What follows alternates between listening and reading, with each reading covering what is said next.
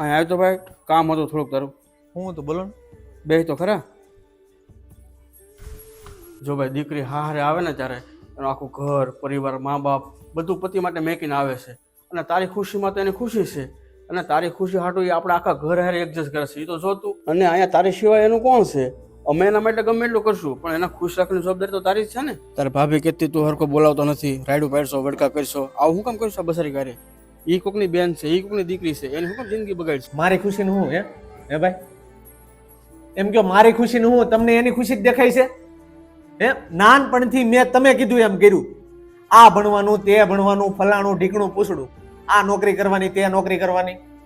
હે, મારે તો ખાલી એક મારી મરજીથી લગ્ન જ કરવાના હતા ને. હું એક છોકરીને પ્રેમ કરતો હતો અને મારે ના લગ્ન કરવા હતા, બીજું તો કઈ નતું જોતું ને મારે. મેં ભાભીને કીધું તું કે મારે ના લગ્ન કરવા છે એમ. તમે કરાવ્યા? મને કયો તમે કરાવ્યા? બાપાએ બળજબરીથી બીજી યાર લગ્ન કરાવી દીધા. મને ઈ પાત્ર પ્રત્યે આમ લાગણી નથી તો હું કઈ રીતે એને પ્રેમ કરું? તમે જ કયો મને.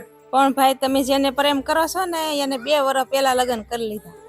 એની ઘરે એક છોકરો છે, અને હજી તમે નાન્યા નટકા આ બાઈની હું કેમ જિંદગી બરબાદ કરો છો? હું બરબાદ કરું છું? હે, તમે બરબાદ કરી છે એના છે ને મારી લગ્ન કરાવીને. તમને પૂછ્યું તું લગ્ન કરતી વખતે? ત્યારે જ તમને બધાને સમાજની પીડી થી. જો મને છે ને આ બાબતે ફોર્સ ન કરો બહુ, નકર છે ને હું ડિવોર્સ લઈ લઈ, હું છૂટું કરી નાખી. મેં જો એને સમજાવી દીધી છે આ બાબતે છે ને. હવે મારે કોઈ ચર્ચા ન જો. આ મારું લાસ્ટ અને છે ને ફાઇનલ ડિસિઝન છે. આ કરી નાખ્યું, તે કરી નાખ્યું.